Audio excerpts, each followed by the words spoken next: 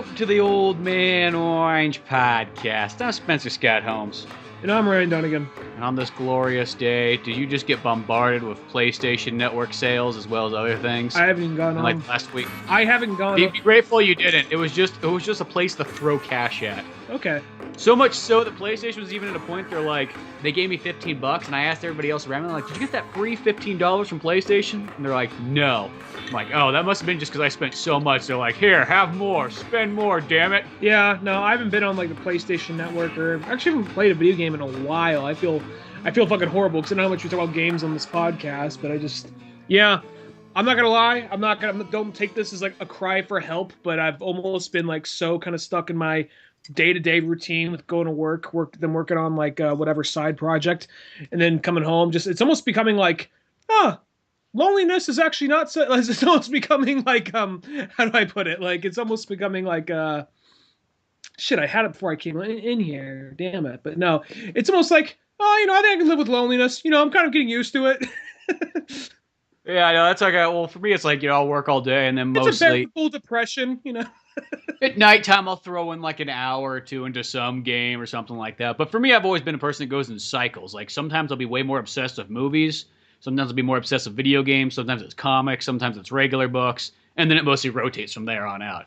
Like, whatever I'm into will last for like 1 to 3 months, and then it'll rotate to something else. And yeah, lately, I'll kind of go through like these phases of where I'm just like too busy working on something or just too busy with some aspect of life, and then I'll be very focused in on either movies, video games, or something else. And lately, it hasn't been really, truth be told, it hasn't been really anything. Just we're just working on writing, and then kind of stuck in daily routine stuff. So I feel kind of bad because I'm the one that said, we should probably just do like a just a casual talk podcast. And I'm coming in on here, I'm just like, fuck, I got nothing to talk about. I haven't done anything in a long time. I just hope I don't become that guy who just like 3 years from now, it's like, so Ryan, what'd you do? Well, I went on down to Safeway. Turns out they make A&W root beer Pop-Tarts, so today's a win! I'm so glad to become that guy. Or you don't want to become... There's some people in life that like you run into. They're people that maybe you knew from high school or maybe you knew from somewhere else along the way. And you would go, hey, dude, what's going on? What have you been up to? You been doing this or that? And they're like, no, I haven't been doing anything. I sort of played this game called Dark Souls. Sort of. But other than that, though, I do nothing. Oh, is that it? There's got to be something else. What else have you been up to? Have you gone anywhere? No. Did you even go to work? Yeah, but it fucking sucks. Oh, okay. What do you plan on doing? I don't know. I was thinking about killing myself, but that sounded like it took some extra work, so haven't got around to it yet. I kind of have it on the back burner. Oh. That's gotta kind of suck. Yeah, I know. Like, I don't have a rope strong enough. enough. Kind of sucks when you can't follow through with anything. He's just like wearing the news. Like, yeah, I got it started, got the project going. I just couldn't find a good place to hang it from. It's not really that sturdy. I think I gotta go get another one, just for good measure. I don't want to walk around with like a rope burn because it didn't work. I have to explain why it didn't work. Why I'm here buying a new one, buying the... I knew I shouldn't have bought the store brand for this. Yeah. Should not have cheapened out. Don't cheapen out on the news. That's what I learned. That's who you don't want to become. It's just like you're talking to a sad Bruce Springsteen song, like manifested in reality. It really is. I kind of fall into these ruts of just like not really... Because, every so often, like, man, I'm living the city life, cool. And it's just like, oh, fuck. It's like... all my friends are are in Oakland, and that's a whole like fucking like day planning to get over there or whatever work, So it almost becomes just like podcast, day job, writing by this point. Once there's planning involved to get something done, it's almost like you can just call it quits. I don't know. If there has to be the planning set up, then you just realize like, nope, not gonna work out. That's just already just that extra effort. You know what I mean? Just if it can't be done here and now, it's not like in a rich person's here and now way, but not like here and now, damn it. Like, why is the Xfinity not working? Well, we're kind of closing right now. I need the Xfinity right now. Bring your man out here now, and I am not paying any extra. No, not that kind of like here and now.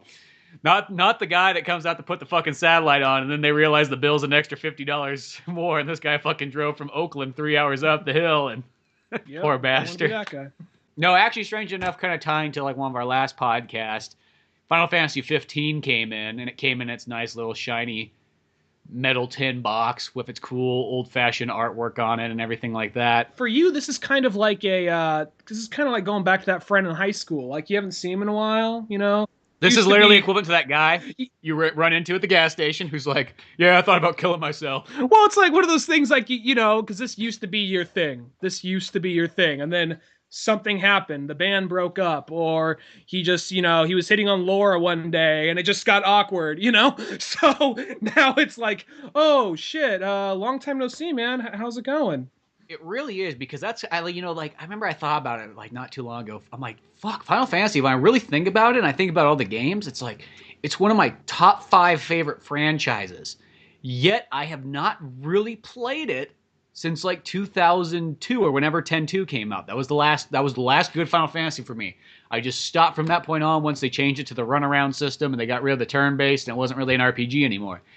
So it was one of those ones that's like, you know what, 15's coming out. They've been working on it for like 10 fucking years or something like that. I mean, graphic-wise, it looks kind of cool. Fuck it, I'll just give it a shot. What the hey? You know what I mean? What's the worst thing that's going to happen? You know, nowadays, there was a time period when you were a kid and it was like, if you spent $60 on a game, it's like, that better be a fucking good decision. Because that is probably all you're going to get for a while. So, god damn it, does that game got to last. But you know what? I'll buy games nowadays. And I'll spend $60 just because I want to try it out. And I know that might sound like some like rich person in America, but no, it's not really because the games aren't really that expensive.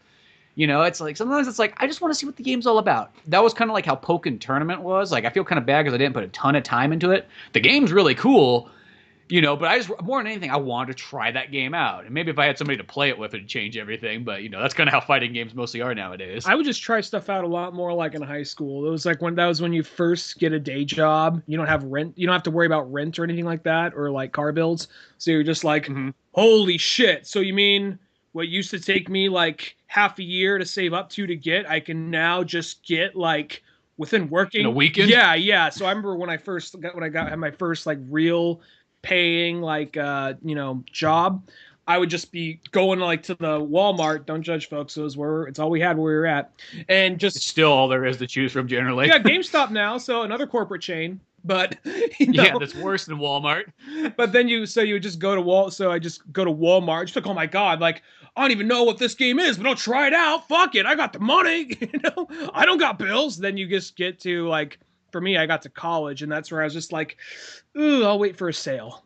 I just get a cheap bastard by that point. Yeah, I was like that for a while, and then once you kind of start getting a little bit more money, it's like, you know what? There's this game I want to get. What the hey? I got an extra $60. Let's slap it down, and fucking, we'll pay for those poor saps working on trees, paychecks. You know, I'll fend the bill there for a day, whatever. You're just walking into GameStop like dressed like the Monopoly guy.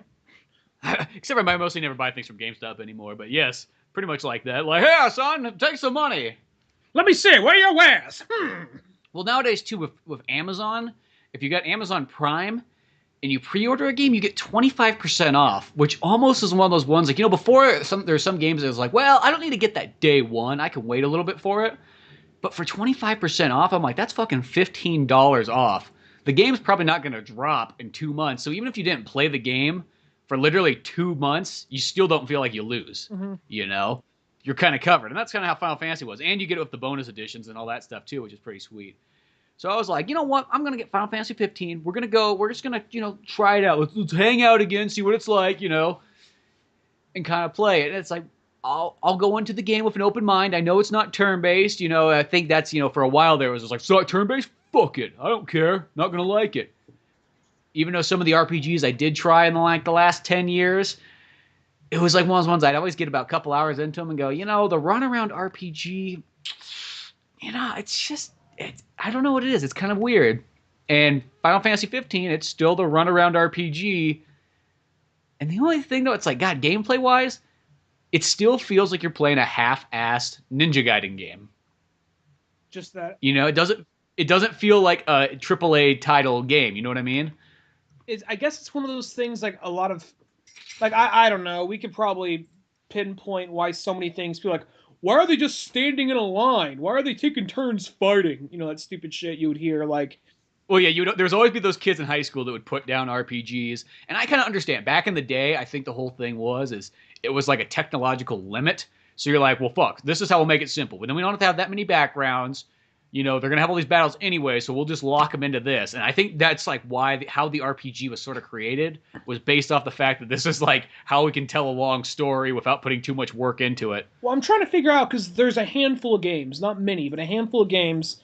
I mean, one of the biggest games right now in video games is Pokemon, and that's still a turn-based game. Now, I'm wondering, is it more like the hunting aspect, the whole running around just the world and the theme itself that kind of holds that together? Because that is still totally a turn-based game, and I mean, there's probably a little bit more movement for the characters now. I mean, I haven't played one since I played Black and White for a little while, but I mean, you know.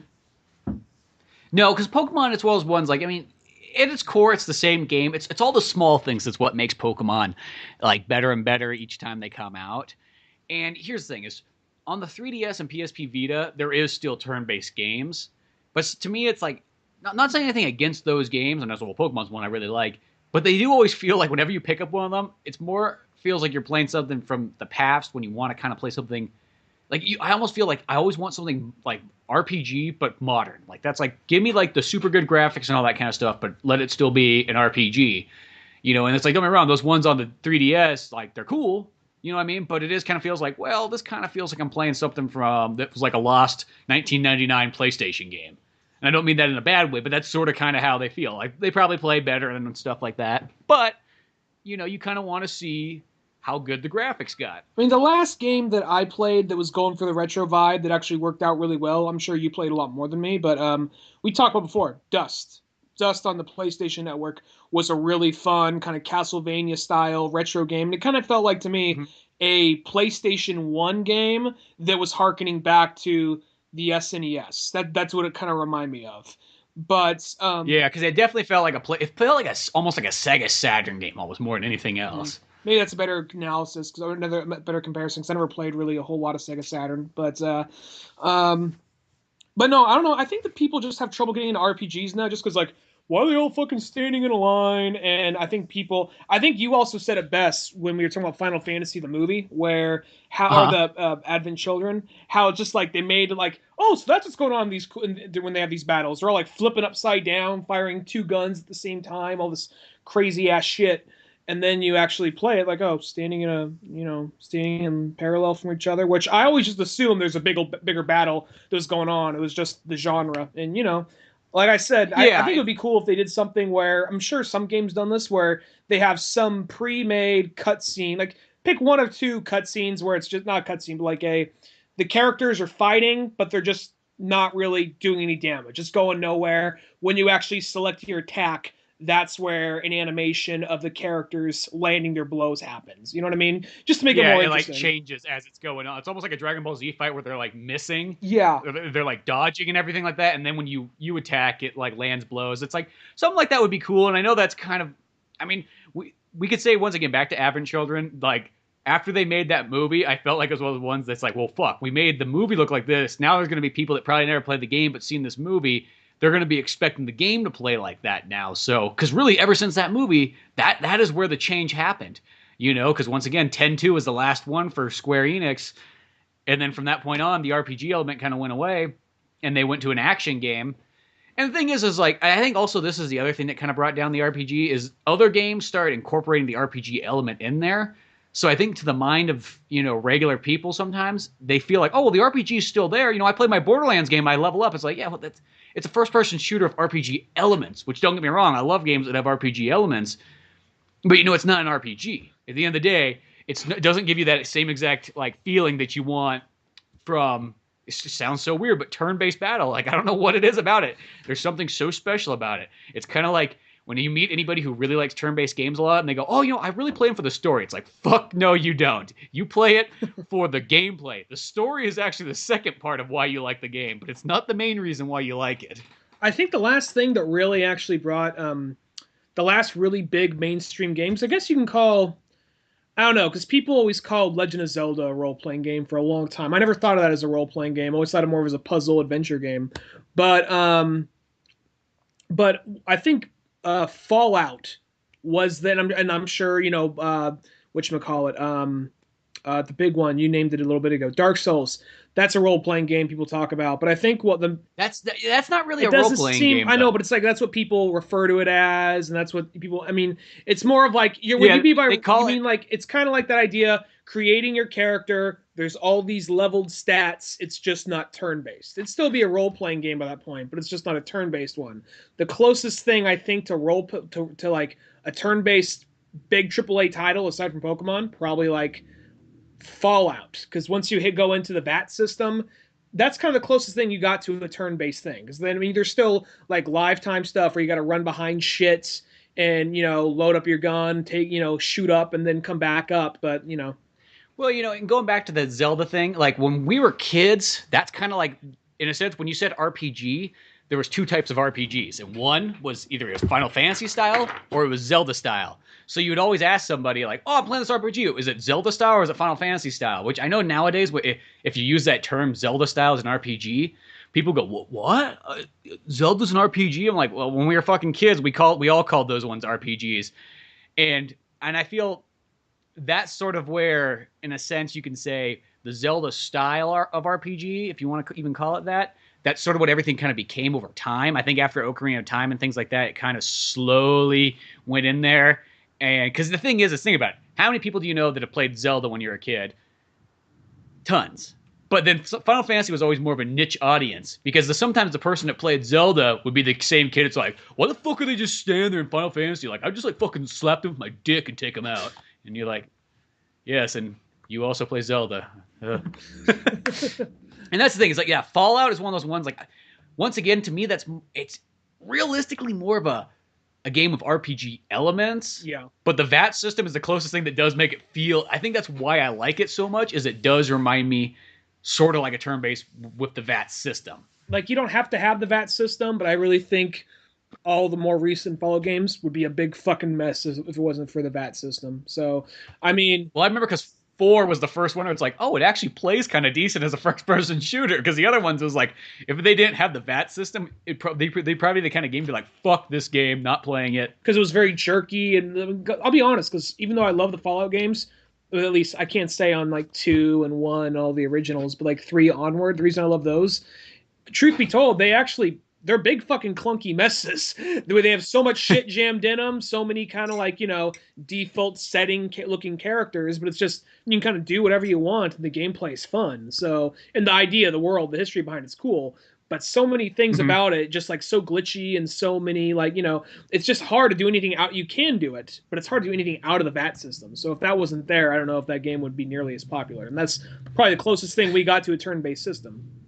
Well, yeah, in like a main game, it's like the VAT system is literally what keeps that game strung together.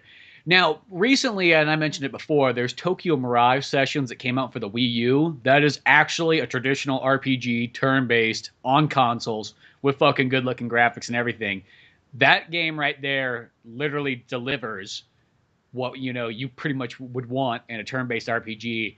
And I'm grateful for that to come out. Too bad, it's kind of one of those games. I think because it's got this heavy anime look to it, so that might scare away some people nowadays. And not saying that Final Fantasy doesn't have that either, but you know what I mean. Like that one really looks like you're playing. Looks like you're playing an anime, but it's really badass. And it comes from the same creators that did the Persona series and like the Shin Tagami, whatever. All those Devil Survivor ones. They've always looked cool. I've just never ever played them before, but they always look. Well, neat. I think anime style is one of those things people probably take it more. Like for instance, my when I was younger, my brother, he played a lot of JRPGs and did not like anime. It's kind of weird how people can do that. How they can be into something like Suikoden, which there's one that a lot of people forgot about. Yeah, exactly. You play something like Suikoden or Suikoden, however you pronounce it, and really be into it. And that whole thing. I mean, look at that. That whole thing is turn based. And I played as far as 3. That's as far as I got. But shit, where was I going with this? There was a point. There was a point. No, what you're saying is that type of audience, because I've met people before too. They're like the most like rednecky-ish type person. They're like, I love me some old turn-based RPG, and you're like, what the fuck? Well, it's like, yeah, after a good day's work of hunting, and like fucking drinking and shit, then I want to fucking level myself up in a fucking cave. Like, what? You got a problem with that? It's always kind of weird. I need me to fuck up some orcs so I can join the elf clan, motherfucker. Like, all right. Yeah, and you're like, you mean you don't want to play Call of Duty and Madden? Fuck football. That's a faggot sport. I need fucking can't fucking level up in football. And it's weird, but I've met people before where it's like, and I don't know if it's one of those ones if either deep down inside they're like, Daddy used to beat me and said, if I catch you with that Jap shit again, you're going in the cellar. I did get, Or I was like, before I hung out with you in high school, I did hang out with a couple of the rednecks because I was a new kid in town. And when just a new kid in town. I don't know, was that an actual song, or was that just where you just hop? I think it's either Eddie Money or one. If it's not Eddie Money, it's somebody who wishes they were Eddie Money. Just the new, what was it? Or was it Tom Petty? Fuck, I don't know. Maybe it's Tom Petty, actually. Take the back. Maybe it's Tom Petty and Eddie Money wishes he was Tom Petty. And just the new kid in town. I don't know, but anyway. Oh yeah, well, it's one of those things because I'd hang out with some of the rednecks, and then as soon as they found out I was like into anime and that kind of shit, they're like, oh, you like that G-Pan shit. That shit's fucking gay. And one time, one of them saw like on my DVD rack Cowboy Bebop, like, no G-Pan thing is allowed to use the word cowboy. It's like, what are you? You're the authority on cowboys? What? You're the guy that rides a fucking Bronco? And just because like these are the same dudes who like go to like a fucking the rodeo. And I think I mentioned this before, but they go to the rodeo and they do like pig wrestling. And like, this shit's fucking gay. It's just like, all right, I'm not making a trying to comparison to homosexuality to like pig wrestling, but it sounds like there's more like bent up like erotic aggression. What sounds like wrestling a pig in the mud or watching a fucking anime? What sounds, vaguely more erotic? Exactly. And what sounds like something that's literally going to be male only? Not in a good way. Not the good kind of erotic. No, but I mean, like, literally, the pig wrestling is like, that sounds like a place that, are you going to find any women there? That is, like, literally as, like, gay man as you can get. Just bunch of men all pent up and drunk up on beer. Let's go wrestle a pig in the fucking mud while everybody else watches and rubs their belt buckles together. Yeah. Yeah. And then gets up and shares a beer and then clicks their belt buckles again. Nice and slow. Wow. No, yeah. That's weird. The other thing, too, it's funny. It's like sometimes you'll meet kind of like these sort of like, maybe not even like rednecky, but sort of good old boy type people. And it's funny, like when they're games, it's like, they're like, oh no, like fuck sci-fi. Like I've tried that Fallout stuff. I fucking hate sci-fi. I need good old fashioned knights in armor. Give me fantasy. Give me medieval stuff. And you're like, oh, okay, but the sci-fi, fuck the sci-fi, that is fucking nerd shit. Like, I don't want to think about the future. I want fucking dragons and shit. You're like, oh, okay, I got you there. You get the ones, though, that were kind of closeted in that aspect, because, I mean, I don't know, I didn't know this guy. I'm not trying to make fun of this dude, but last time I was in Sonora, we were heading into Walmart, because nothing to fucking do. Walking inside Walmart. It's the mall. Yeah, town mall. Walked into Walmart, the most good old boy looking guy stopped me. He's like, is that a Cowboy Bebop t-shirt? I'm like, yeah, it is. That's fucking awesome, man. I love that show. Just kept on walking. Like, oh, wow. I never thought that would happen in this town. No, well, yeah, it's not saying. See, the thing is I think over time, it's like these things kind of go. And before, I think it was a closet thing. Like 10 years ago, that guy would have kept his mouth fucking shut. But now he's like, you know what? It's okay. We could say whatever we want. That kind of shit was almost like back in high school. Like, I'm not trying to make too deep of a comparison here, but it's almost like he's wearing a yellow star on his shoulder. Like that kind of shit. No, yeah, that's pretty much how it almost was. It was like you were going to be judged horribly for doing that. It's like, I feel like it's one of those ones, you could wear a Pokemon t-shirt in high schools nowadays and you would get like no flack. There might be that one guy that no matter what, 100 years from now will still be like, hey, you like fucking cartoons? I mean, that guy's always going to be there. But other than those random like 1%ers, I don't think anybody would care. I just don't think that burden is there like it once was. I think it's going to come and go. Right now, it's all popular to be all retro. And like, not one day goes by where I don't walk through this city and don't see at least one person wearing a Pokemon shirt, whether it be a little kid or someone my age. I see like a Pikachu backpack or some kind of Pokeball hoodie everywhere I go. So I feel like it's all gonna. I think it's one. Plus, it's another thing is that's now like a retro thing because we have people. It's weird thinking about this, but we have people our age showing their kids Gen 1 episodes of Pokemon to their kids. I know because I mean, it's 20 years old as far as Japan goes. It's technically more like 18 years old as far as the U.S. kind of is, but it is, yeah. By that point, it's retro. You know what I mean? It's far back. I mean, fuck, Pokemon came out in Japan during the Super Nintendo before the N64 still. So go figure. Mm-hmm. All of this kind of wraps right back around to Final Fantasy 15. Oh, right. And kind of going into that. That game, it's interesting. I don't know. It's one of those ones. Like I feel like maybe like this last 4 generations of Final Fantasy that I skipped out on. Like I must have missed out on something because there is this like gap between me and Final Fantasy of this time period. It's like, okay, the characters kind of look Final Fantasy oriented, and then you kind of go, okay, but it's got this kind of weird setting. It's kind of cool but kind of weird. It feels awkward for Final Fantasy because they're like, it's really like a rockabilly Route 66, like, me and the bros are out kind of cruising around, hitting up the malt shops and everything like that.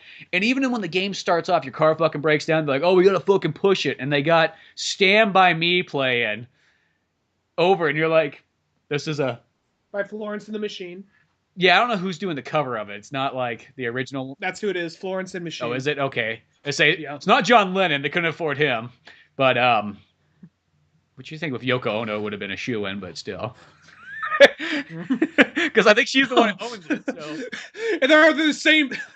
I was going to say, like, she's Japanese. This is Japanese. Hey. Yeah, what? It'll be no problem whatsoever. Shoe-in. So it has this, but it feels kind of weird. It just feels like I'm just kind of like I'm looking around going, am I playing a Final Fantasy? I mean, like, okay, I mean, well, sure. And then you kind of come up and the one thing, too, is like this game, if anybody gets it, do not fucking play it with the American voice acting. Holy crap. I was like, you know what? I'll just try it out. I'll just see what it's like. Fuck. It's not 2000 anymore. They probably have some pretty decent voice acting. It's Final Fantasy. It's Square Enix. That's a AAA company just about. Why would they not have good voice acting? They should have just gave me and you a call. Like, clearly, the voice acting in it is fucking terrible. Not saying everybody in it is terrible, but Jesus Christ, whoever was like the voice director on it in the US side, I don't know what it feels like it's an 80s anime where somebody was just literally making shit up. And they're doing the kind of the stereotypical thing, like, there's like this part when the first female you meet in the game, of course, she's like scantily clad and she's got like her jacket open, her like titties hanging out and whatnot. And, she's like Sid's mechanic. So she's like, howdy, y'all. I'm old rustling cattle right now. I'm going to come fix your car. I'm like, are you kidding me? You're going to give her that fucking accent? Like it's a fucking cartoon show. And it's like, oh, we're down in the South. Yeehaw, spit some tobacco. And it's like, well, that's fucking weird. And then later on, there's this character. He's like a newspaper writer. And he looks kind of like Zell from Final Fantasy VIII. So he's got this slick back, kind of like spiky pompadour looking thingy. And they give him this voice. He's like, well, you see, here, I'm running the local paper, so you need to give me a scoop here on the story, kid. And it's like, why the fuck is that guy talking like that? They're just like, we need every American stereotype throughout the generations. Oh, it is. It's just like literally like, what's a stereotypical like newspaper writer voice? Okay, give him that. What's a stereotypical like blue-collar worker voice? Give her that. And it was just like, coming from the guys who do the most stereotypical British voices possible. That's true, though, but that's comedy, though. There's a big difference. When you're trying to make a serious thing, it's like, are you kidding me? Now, the couple of the main characters are fine, but then, of course, you got, because out of the 4 main characters, like, the main guy is like, yeah, I'm Cloud Squaw. I'm getting married soon. It's like, I don't know what's going on. That guy? Is this like his road trip before he's getting married? He's like, I'm supposed to get married and everything, so me and the guys thought we'd go out and have a gay orgy in the desert. Listen to some Doors. Riders on the storm. Yeah, I'm surprised. I'll be doing. Yeah, you'll be doing some riding, all right. And then it's kind of like, that's the big buff guy. He talks that way, right? He's like Deliverance. Straight into the big buff guy's voice is actually fine. I mean, he's got the kind of like, I'm a strong guy. I'm here to take care of my boys, And then you get, of course, they got the guy who's kind of like he doesn't look that bad, but like he's got glasses on. So you're like, he's a nerd. Make him sound smart and British. So he's like, well, I do say there that, I think we should be going the other direction. And it's like, I don't know. I think the voices, they just sound so like, as I said, they sound like something from like the 80s or early 90s anime dubbing. Where they're like, when you had 5 people in a room, they're like, okay, we're not really professionals yet, but we can do enough voices to get by, right? Yeah, I guess. We'll find out what happens. And then, of course, they got the kid guy he's like, yeah, I can't wait to go. We're going to have so much fun. I brought my camera so we can take pictures of our events. And you're like, oh, Jesus Christ. Shut the fuck up. Is he part of the group, or is he like a playable character? Or No, is you he can only just tagging so far. along, It like- seems like you can only. That's also kind of the other downfall to like the fighting is like he's your Jimmy Olsen. he is, but just like yeah, he really is. I didn't really think, but he actually looks kind of like he looks like punk rocker Jimmy Olsen. I don't know. It's just like the voice acting in it. You just think that Square Enix would have. I don't know. It just feels like they went out and they just got some fucking like C-class theater actors to fucking like work this up. And you're like, really? This is what? I mean, fuck. I played Metal Gear Solid, and you know that's a Japanese game too, and they had some fucking good voice acting in there. It's like, what the hell happened? I might be wrong here, but I remember going back at least a year ago. There was some kind of strike for the Voice Actors Guild, and I don't know if this has anything to do with Well, that's that. actually going on right now. There's one going that's been for like the last month or two for video game stuff. Which the first thing I think about whenever those happen, it's like, ooh, job opportunities. Yeah. Well, so I could see these being a bunch of like non-union people. They just got like, hey, you want to come in? You know, because a lot of them, they like, I think it's the guy who voices. He's a big voice actor. I think it's the guy who voices Nathan Drake and Steve Bloom, or some of the poster childs for this whole thing. Saying, that's probably true because they're like the two biggest guys. They put us. We're in there for hours. They put us on overtime. They don't pay us overtime. It can put a lot of strain in our voice, making it harder for us to do future jobs. So I can see it. Is there any voices you recognize? Let me ask that. No. Well, this sounds weird. The guy that plays Jimmy Olsen, I haven't like checked this out. This just sounds like such a weird one. In Gargoyles, you know the guy who's kind of the nerdier guy, the smaller with the kind of the small orangey guy. Yeah, kind of gray, orange, grayish, kind of orangish gray. Yeah. You know, he's always like in the technology. Sounds like that guy. I'm not too sure if it is, but the voice sounds like that guy. They need to do a Gargoyles movie. I'm just saying that real quick. Anyway, but yeah, they really do. It's fucking Batman meets Ninja Turtles. That was almost been like the selling pitch for that thing. What is this thing? Picture Batman fucking meets Ninja Turtles. Boom, Gargoyles. Throw a little bit of Shakespeare in there too. We got a thing sold. You know. Yeah. But yeah, it's the voice acting on this game is pretty fucking. And then also the top two is like the script kind of sucks. I think for like there, because like some of the lines they have. Okay, come on, we are in the 2010s, and the big buff guy with the fucking cool looking rockabilly like pompadour, he's like, "Come on, gang, let's go kick some tail." Oh, all right. So you know, it was once like, all right, okay, somebody wrote that. Somebody got wrote and paid. Yeah, somebody got wrote and paid that, and then. I don't mean to sound like everybody else in the internet right there, but I'm just like, because you know, just like, oh my God, they did that, but really, well, it's just I look at this and I go, I'll say it's, if this game was an independent game, I would not criticize it whatsoever. But when it's Square Enix, probably one of the top 10 biggest video game companies, you know, maybe even higher than that though, because of all the fucking shit they own. And you kind of go, this is their number one. This is their fucking Call of Duty. This is their fucking Assassin's Creed, and this is the game that took 8 years to come out. Yeah, it's like, and boy, did they cheapen out the last second. Now the Japanese voice acting, flawless. So they spared no expense there. It was probably one of those things they just like, let's just bang this out real quick. You know, people who listen most people probably won't care. No. And if they do, they'll probably just switch over to Japanese. You know, a lot of like big time, like huge fans of like Japanese culture always just kind of bypass dubs anyway and go straight to the Japanese version as it is. So, you know, they're probably counting on that. When it's dubbed over, like at first I actually had that game in Japanese.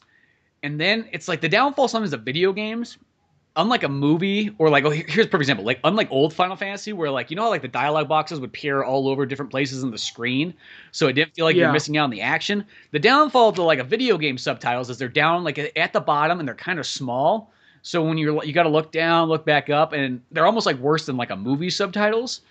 So I was like, fuck. And then there was points too where the subtitles, they were speaking and the subtitles did not appear. And you're like, oh, well, I guess I'm missing out on that.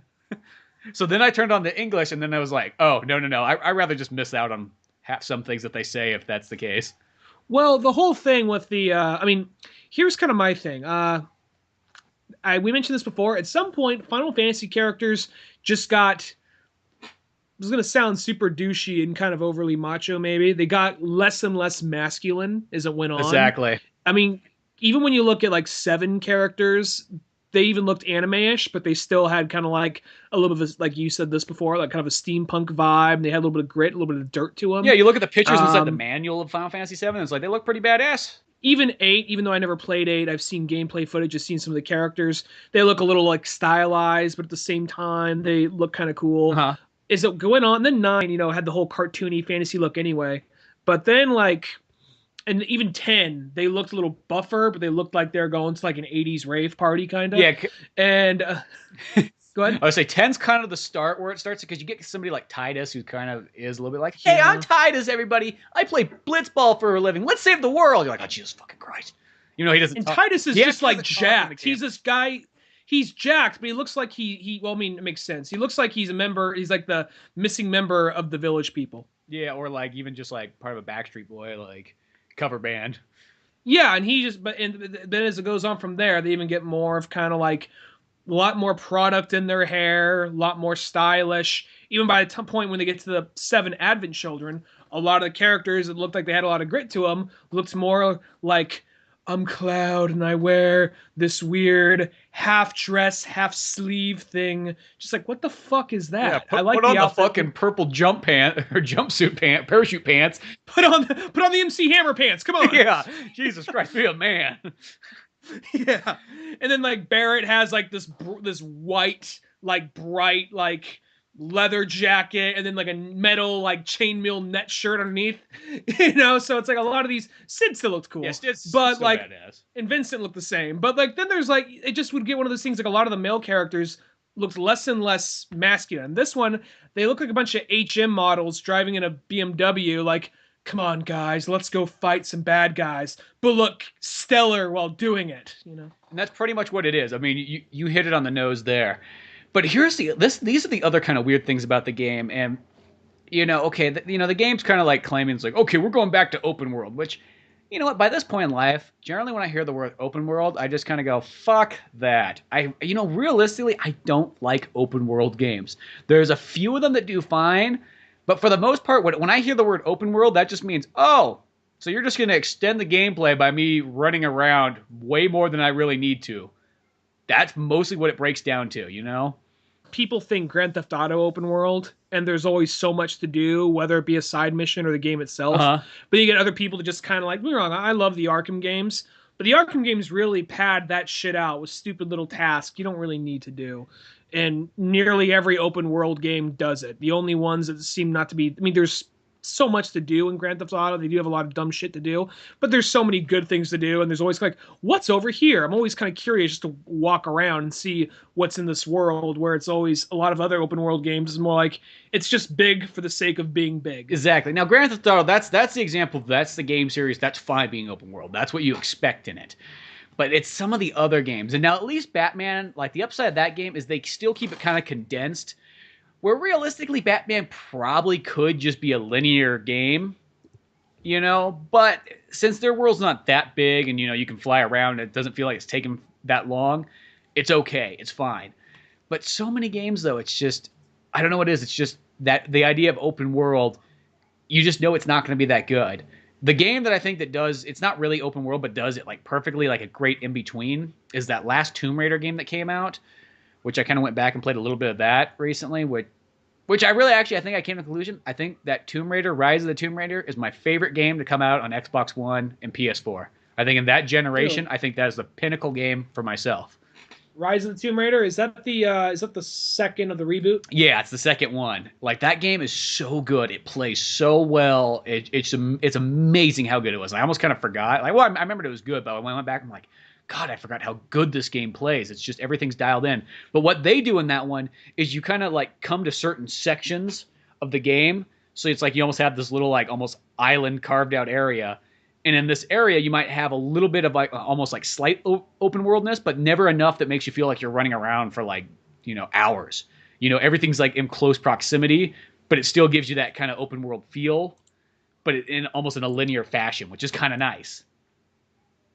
Mm-hmm. I get you. And that's cool. Now, let's go back to Final Fantasy 15. Okay, they give you a fucking car, right? And at first you're like, oh, yeah. Once that car gets fixed, you're like, okay, I'm going to go drive this around. The car, you get in it, and it just sort of automatically takes you to your destination. You don't really drive it. Oh, And so it's not like in 7? no, this is the best way to describe what Final Fantasy 15 is like. It's like a road trip simulator with your buddies. You literally sit there, watch all your guys going like, yeah, we're fucking driving. You know, you're cruising at like a regular speed, going down fucking Route 66. And the only thing you can really sit there and do while you have to wait for 5 minutes to get to your destination is flip through the soundtrack of different tunes you can listen to on the radio, which I will say it's kind of cool. They got some ones from 7 and some ones from 6 and some of the older Final Fantasy games. And you just wait. And you drive. Like, can you skip ahead, or do you? So or far, just, no. I'm like hopefully hoping that comes up soon. But no, you can't. That seems kind of like, I don't know. Maybe I gotta play the game myself before I can make a full opinion of that. But that just seems like a why. Maybe it's kind of like, well, look how nice that car is. You can't take that thing off road. I bet it was one of those things like it's open world.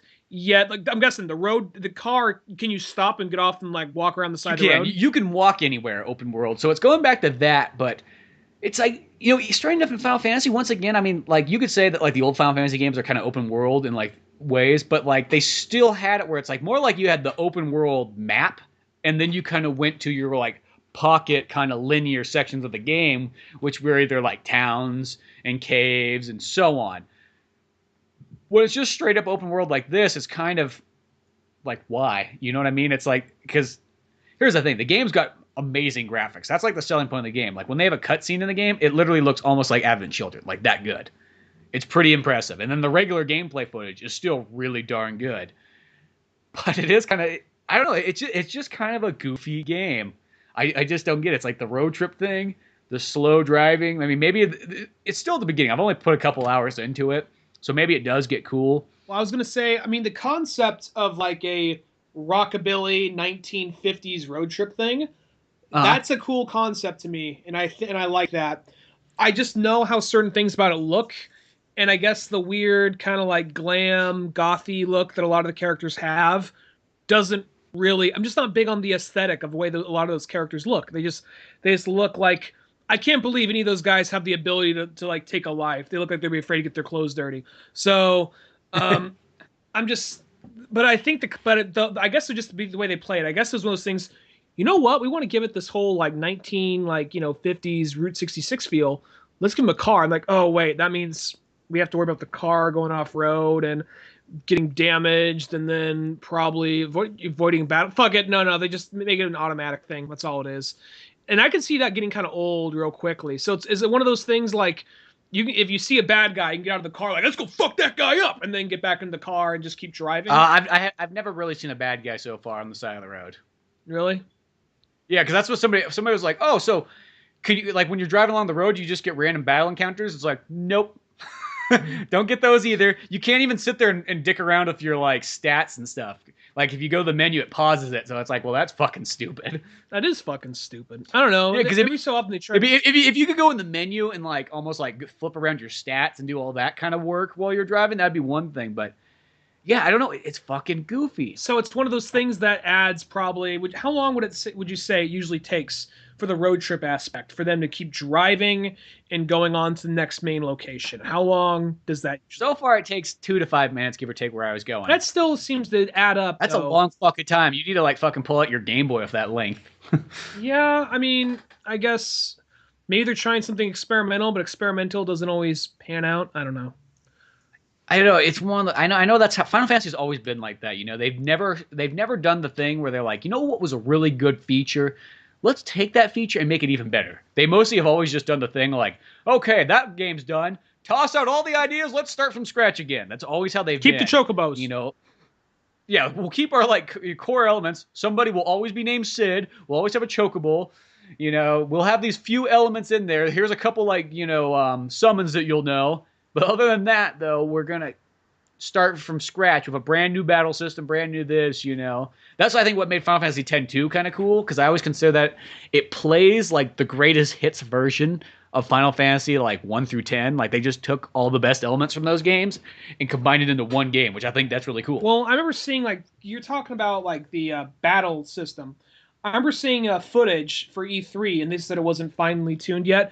But I was watching, like, this does not look fun. And there's a part where your guys are all battling some giant rock monster, like some gigantic rock monster, like his fist is about the size of your car, and he tries to Mhm. slam down or punch you, and you have this move where your guy has to block it for a minute, and he just has to hold it up, block it. And it looks cool for a second, then you push it away, then you have to run away, smack the arm a few times, run back, charge up, then run back again, start smacking the arm, like that kind of shit. That just seems what a lot of these kind of battles always are.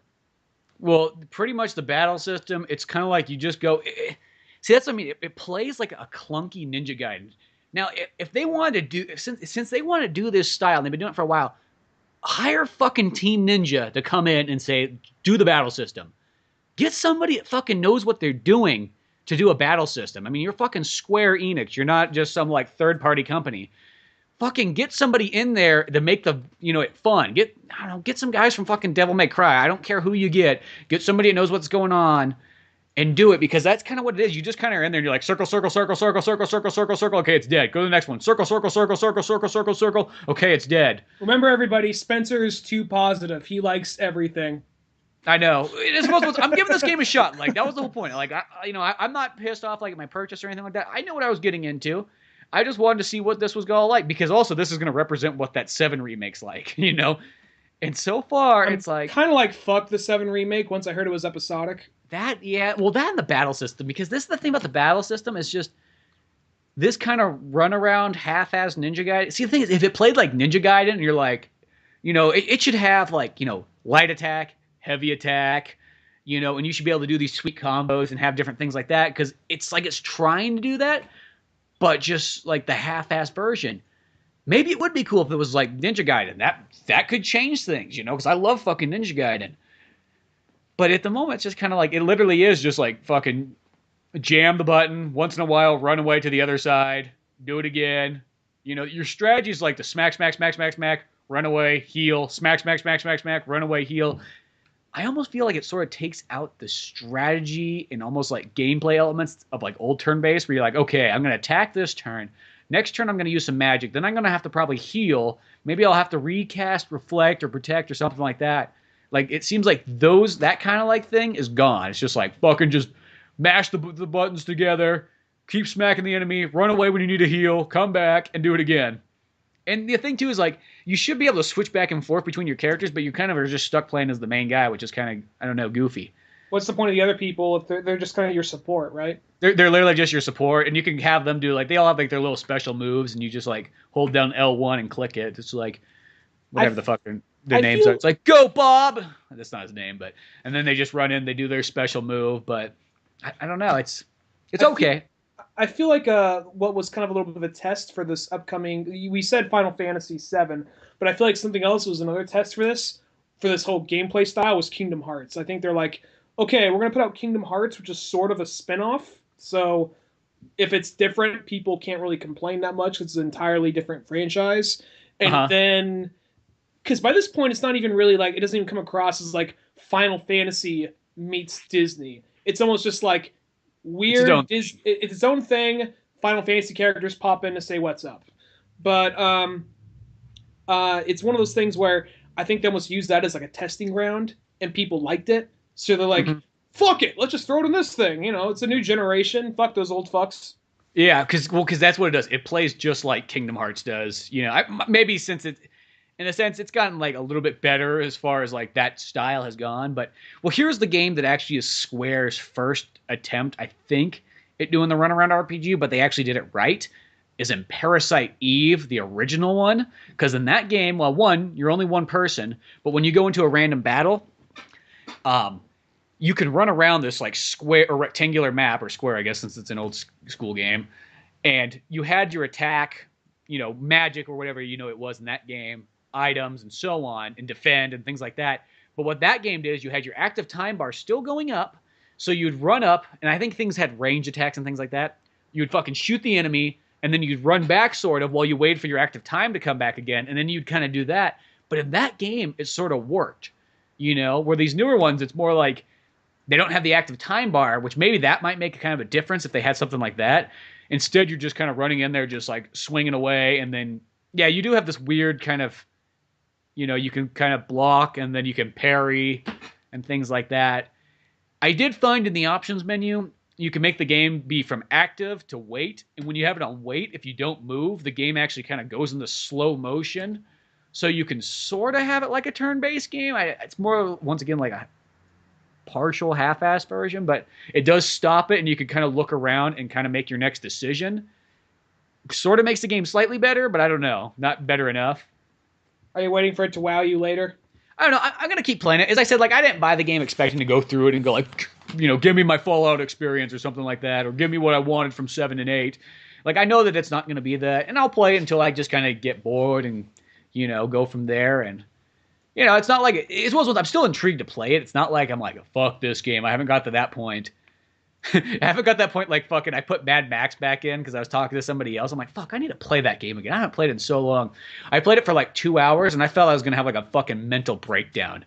It was like, that game was like, I don't know why, but I do not remember it being that way. I remember having great fun memories of Mad Max and I go back to them like, why is this game so fucking frustrating? Is it just really hard or? Well, it's kind of hard, and then when you do die, it's like it would fucking start you like way far back, and you're like, shit, I gotta do all that over again? And since it was kind of open world again, it was like, fuck, get it back in my car and drive.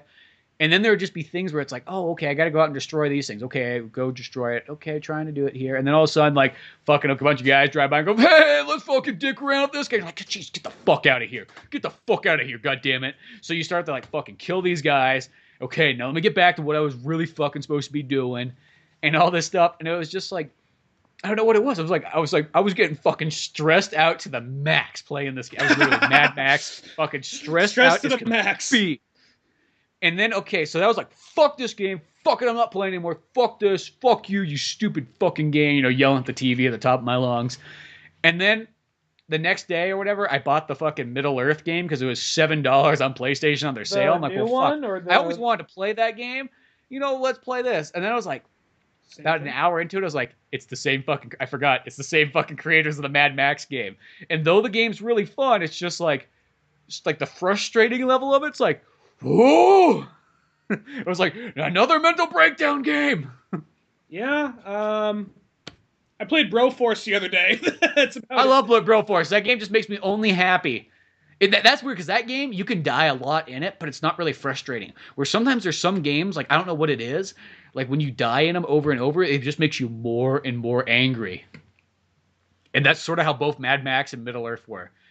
Like, it was just, even though there's the great thing about Middle Earth though is it does give you this good feeling like when you're really pissed off because you can like go up and grab a guy and you have like this move where it's like the scare. It's not really a stealth kill. It's more like just like a rape massacre kill.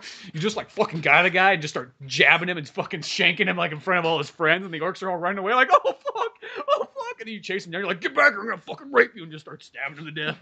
I'm just thinking, I know that Middle Earth game's probably good, and I know that there's like, it's this whole, because people at first like, it looks like Assassin's Creed with Lord of the Rings rapping, and then people liked it, said it was really good. The only thing about it, and I know that Lord of the Rings has been around for years and years and years, but it looks like it's trying to go, it's like set in the movie universe. And it's kind of weird. I know that there's, a dark side to that universe, but I'm thinking back to like Fellowship of the Ring and the first Hobbit and the second Hobbit. Like, oh, what a bunch of happy hobbits on a merry adventure! Like, get the fuck over here! Just like fucking Merry and like Pippin breaking loose, like fucking just like knifing some orc like in like the corner, like fuck you, man, shh, shut the fuck up before I kill you. Like Merry just like he like covers the orc's mouth and like sends a blade up his chin through his face, and he's just like shh. And then in the corner, like the orc turns around, looks behind him, it's like, and you just see fucking like Pippin pulling down his pants, like, we're gonna get you, little boy. We're gonna fuck the shit out of your orc ass. He's like, no, I don't want to go like that. He's just walking. I'm not that bad of a guy. He's walking. I work at a convenience store. That's it. It's like an orc's like just general store. I'm the only orc that's not in the army. I'm a draft dodger. He's just like, I'm a nice guy. He's like, Sauron, like, what's like Mordor did something to me, man. I'm out. I seen the light. That big eyeball in the sky shine down on me. I saw my calling.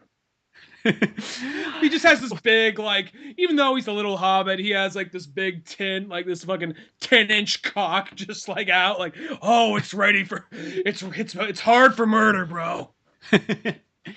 Well, here's the thing: is with those games, it's okay. The Middle Earth one, it looks like Assassin's Creed, but really, what it plays identical to like Batman. Mm-hmm. That's because that I don't know why I didn't put two and two together for a while. It was like, when I got Mad Max, it's like, oh yeah, it's Warner Brothers. No wonder they play like the same. But here's the difference. I think that why Batman's not frustrating compared to like Fly away. Yeah, exactly. The flying away aspect is really like because like the thing is like in these other two games, you're fucked.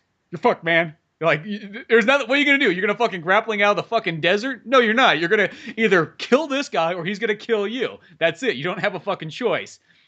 And the same thing with Middle Earth too. It's like every once in a while, it's like that game. The downfall too is like you kind of have like the same health as like Batman does, maybe even less health than Batman does in those games.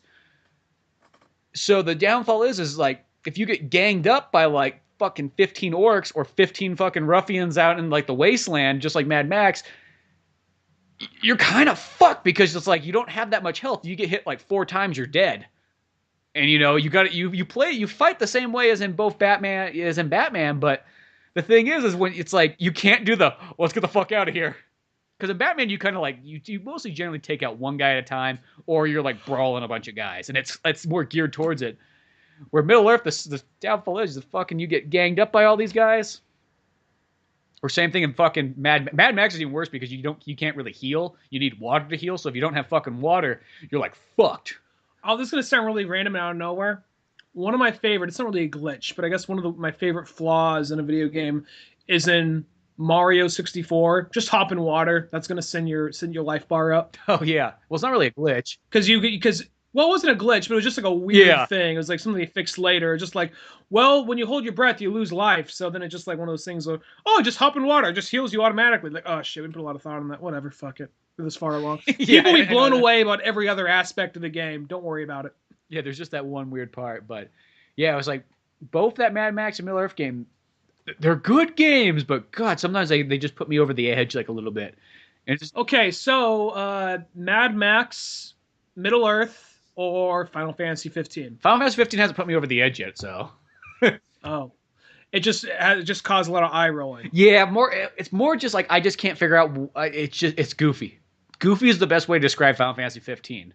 If I could have a singular word on the back cover, it says like, this is what Spencer Scott Holmes of Old Man Orange says. It just says goofy. And then ... because I'm confused still.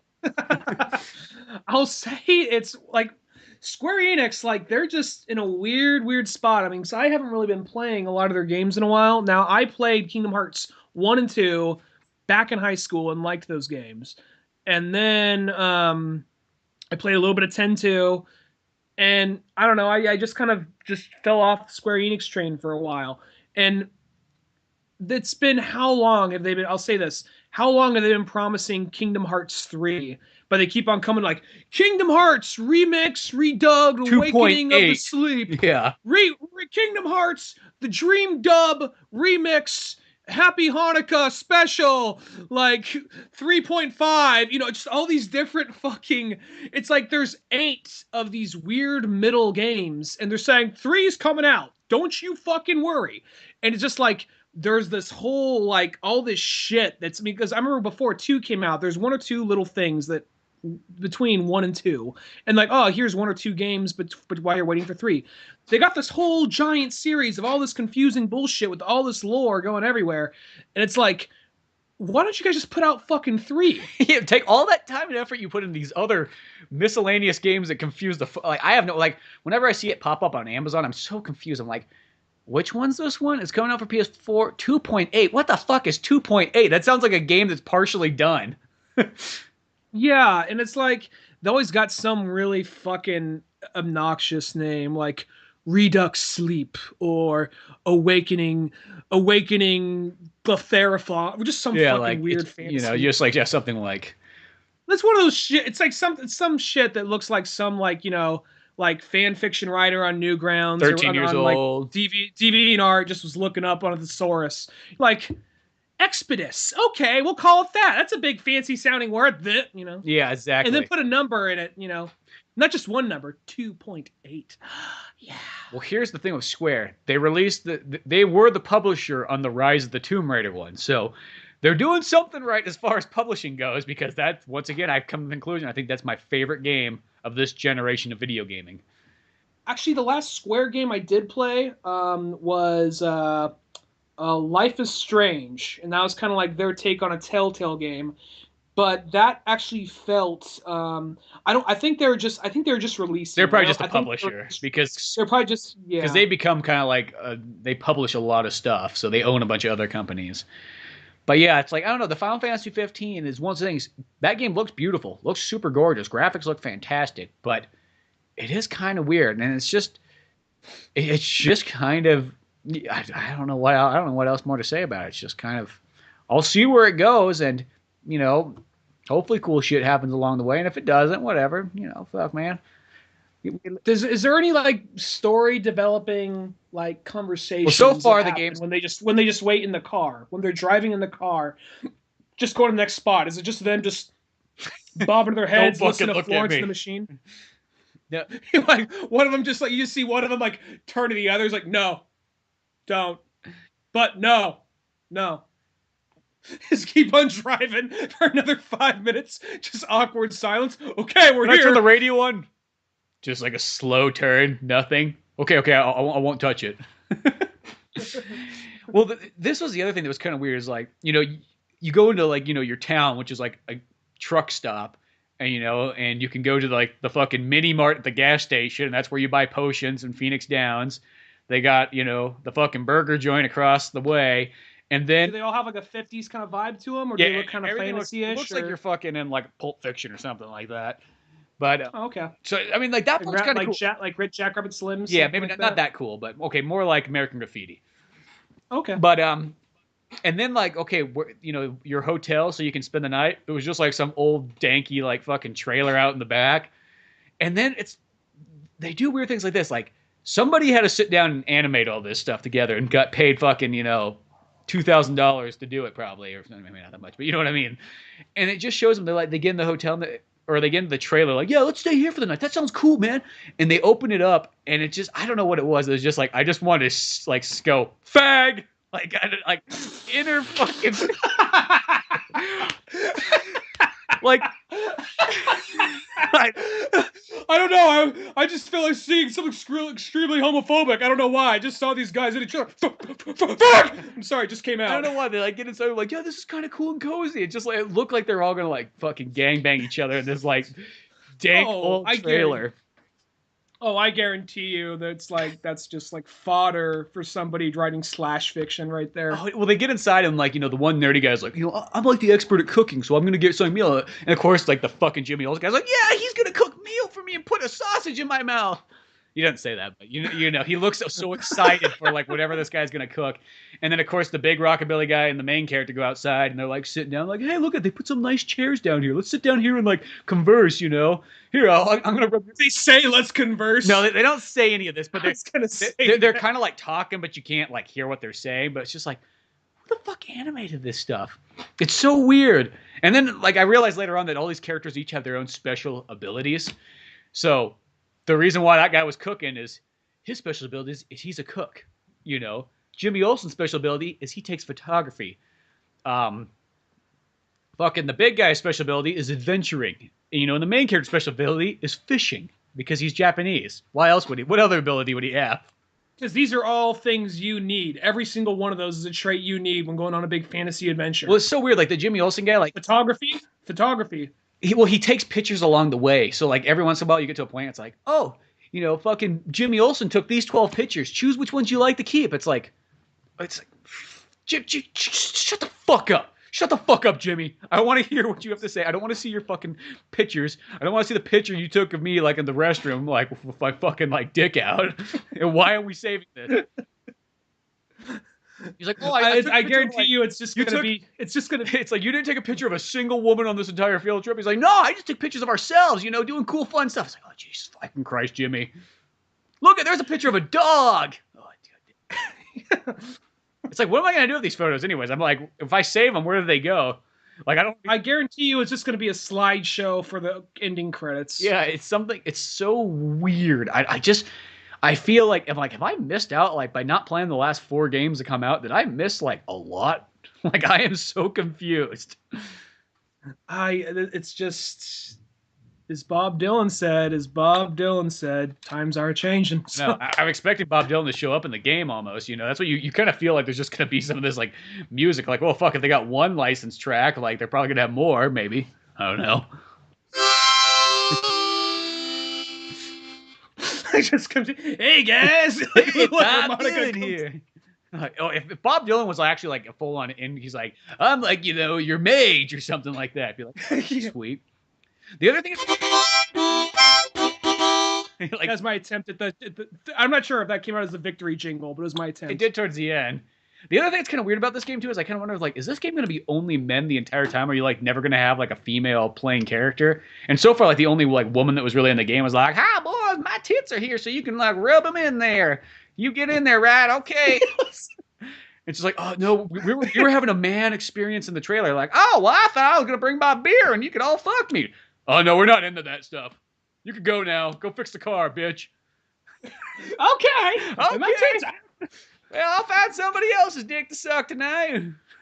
It's like Like that's like the fucking only Dead or- woman that showed up in the game so far is like that person.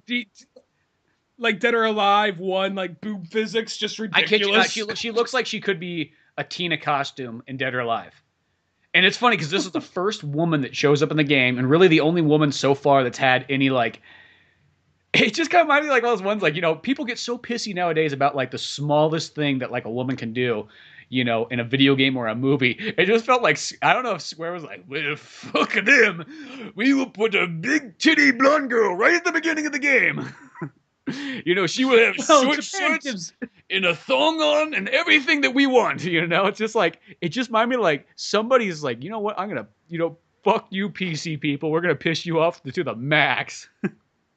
Well, it's just because it's Japanese. Japan doesn't give a fuck. They're just like, dude, we don't give a shit. It's a video game. That's We how don't give a Japan shit. We feels. just had 4 guys go butt fuck each other in a trailer.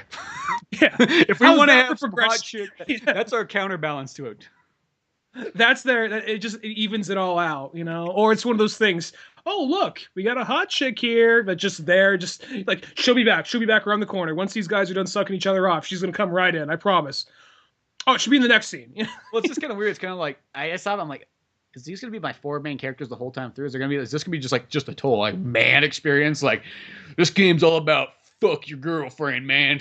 It's you and the boys out on a road trip, sucking dick the American way. It's like, oh, okay, so that is it. Final Fantasy 15, just a sucking dick at the bottom. All right. I'm just curious.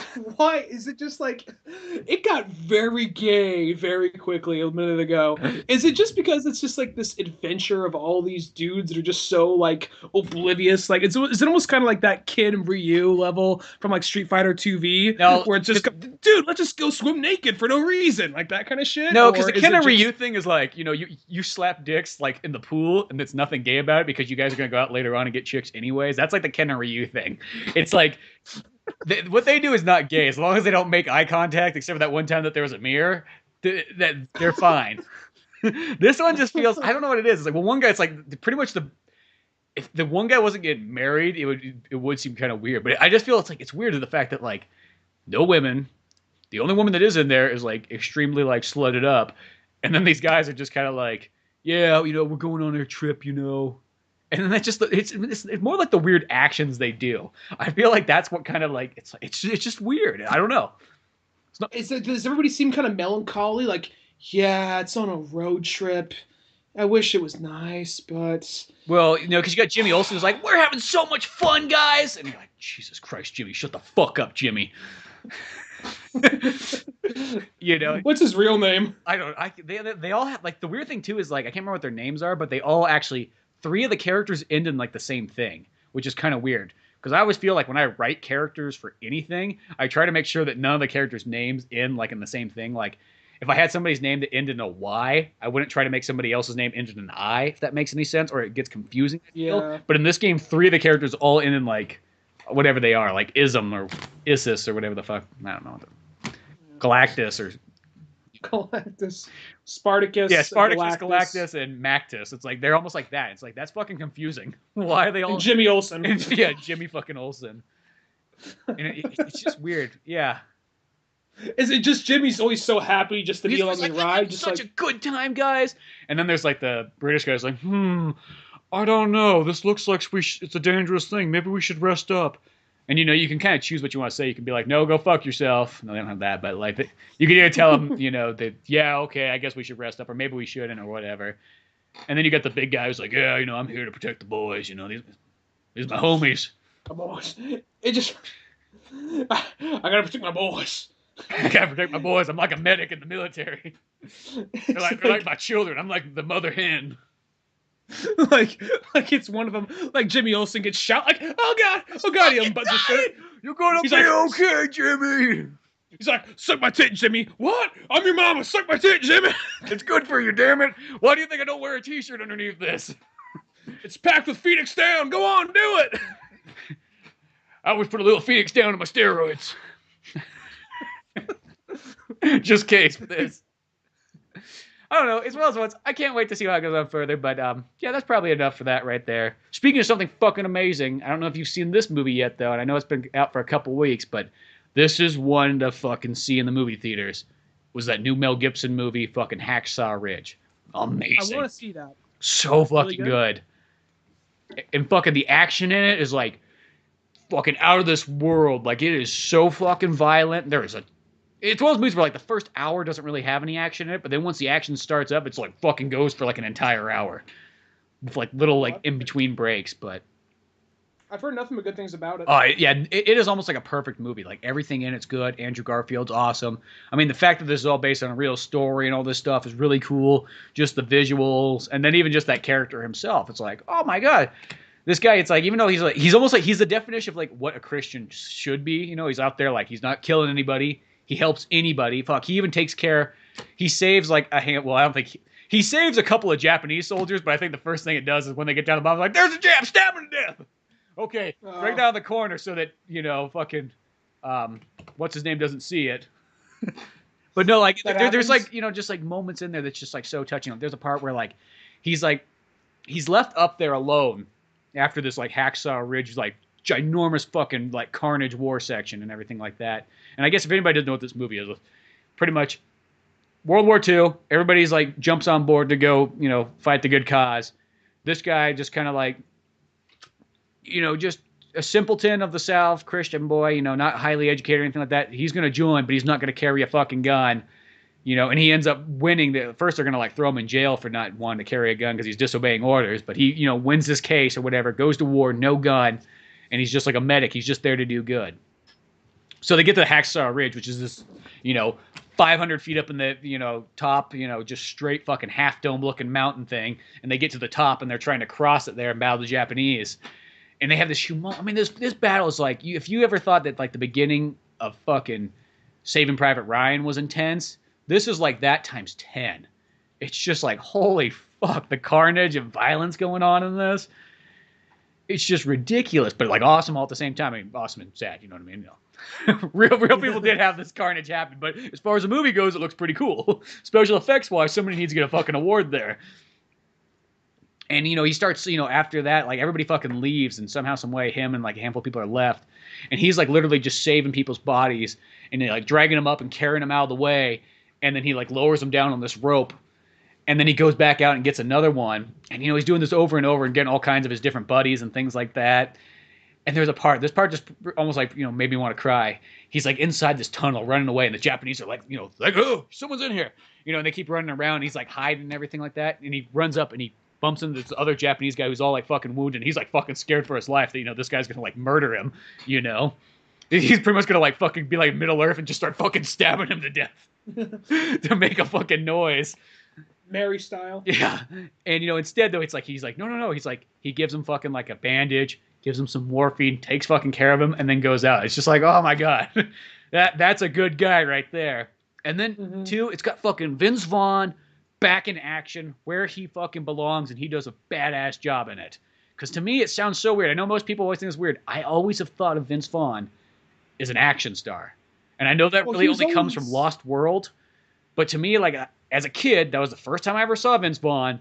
He was in Lost World, and that to me kind of solidified who he was. And then after that, he never was in action anymore. And I just never thought he was really the funniest guy. I'm not saying there's not some movies he's in that's kind of funny, but I just felt like he was always a guy who was trying to be funny, but wasn't really that funny. And to see him back in a movie like this, I'm like, dude, that's where he belongs. He does so good in these type of roles. Well, Vince Vaughn, he was like in he was in Lost World, but the thing that really kind of turned a lot of heads is he was Norman Bates in the Psycho remake. Oh yeah, yeah. And then he was in that. And one. That's after for a Lost while. World, yeah, but for a while, then he was typecasted as creepy people and bad guys. There's some John Travolta movie where he's a stepdad, and John Travolta's like, I don't want this guy around my boy, or whatever. Huh. And then later, he came in around, and he did Old School, and from Old School, he just got typecast as the funny asshole. So. Yeah, he got typecast as Owen Wilson's like buddy. And it's not saying, movies like Old School, it's not like he's not funny. I just don't think he's not as funny as everybody else almost is. I feel like he's geared better for like an action movie or something like that. So to see him back in this one, it's like, oh man. And then they got fucking Hugo Weaving in it too, which I guess I just didn't notice him in the trailer or something like that. I was like, oh fuck, Hugo Weaving's in it. And he's like World War I dad who's just like, fuck life, drinking alcohol and like talking to his dead buddies like at the war memorial. No, you got to go see this movie. This movie was fucking intense and amazing. I think it's playing down the road for me, so that's one I could probably go see. It's not to sound lazy. It is almost designated by like what's in walking distance and won't take half my day going to and then coming back to see. Well, yeah, because sometimes that's the downfall of like a movie is like it really can like if you drive down or walk down and takes like half a day and then you have to see the movie for 2.5, 3 hours and then come back. It's like that's your day. You're pretty much spent by that point. Yeah, pretty much. So I think it is playing at one of the theaters within walking distance of me. So I'll probably check that one out. But no, I was really glad because like I remember when it came, I went to go see another movie. I think it was Doctor Strange. It was like, and I was at the theater. I was like, oh, what the fuck? Hacksaw Ridge is already playing? I didn't think that came out till next week. And then somehow, some way, it took me some more time to get to it. But oh, that was so good. It just goes to show like Mel Gibson's just like the super director. He hasn't done a whole lot of movies, but every single time he does it, they're just like practically perfect films. I got nothing. Okay. Well, I haven't seen enough of his movies, but yeah, that was I've actually only seen it. You've seen those? Did he direct Braveheart? Yeah, I know he directed. Okay, then yeah, that's his first... Apocalypto. I've seen Apocalypto. I didn't see. I didn't know he directed Braveheart. Yeah, Braveheart. That was like the first one he did direct, and that's like a perfect. Oh wow. So, yeah, this one, oh dude, it was really fucking awesome, and just. Yeah, action-wise, too, it was just like, dude, it had some of the best action I've seen in a long time in a movie. Well, that's probably a good place to leave off with. All kinds of stuff there, Good old Final Fantasy in its weird, confusing, goofy ways. And Hacksaw Ridge, an amazing fucking movie. And whatever the hell else we talked about. Make sure to check out more at oldmanorange.com. Support us on Patreon or use one of our Amazon links. Until then, I'm Spencer Scott Holmes. And I'm Ryan Dunigan. And we will see you some other time. Later, folks. Thanks for listening to the Old Man Orange podcast. Check out our website at oldmanorange.com for even more podcasts, cartoons, videos, music, and more. Send us an email at oldmanorangepodcast@yahoo.com. Be sure to subscribe, share, rate, and review us on iTunes, Podomatic, or any of the other fine sites we might be located on. And if you want to help out even more, click on the Amazon or GameStop links on our webpage before you make any purchases there. It won't cost you a penny, but it sends us a little something our way. Thanks for listening, and tune in next week to Old Man Orange.